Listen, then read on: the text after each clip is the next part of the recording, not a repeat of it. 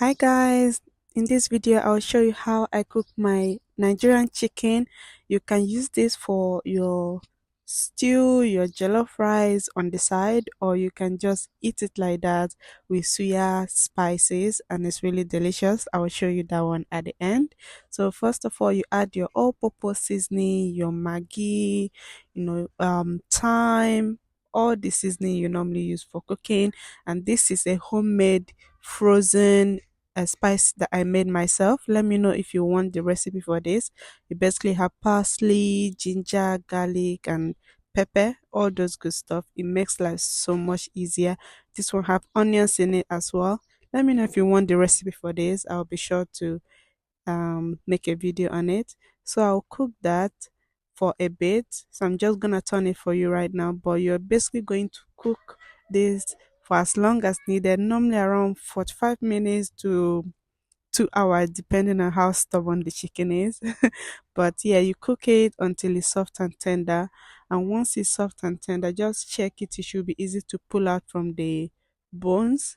Okay, so you're going to remove all the chicken from the water and you're going to store the water separately.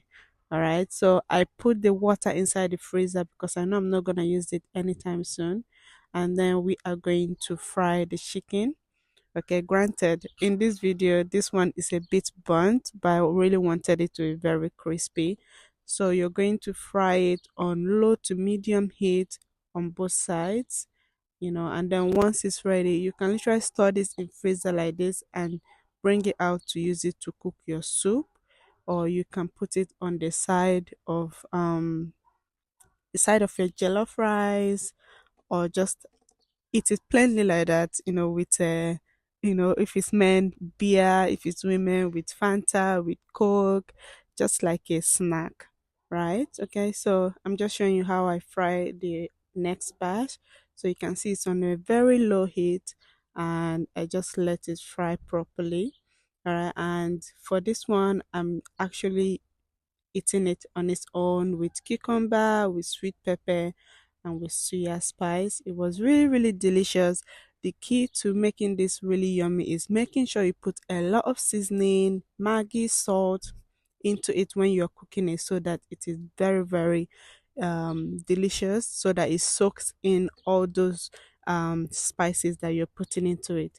Anyway, guys, let me know if you try it like this, and thanks for watching. Let me know what videos you would like to see next. I really appreciate that.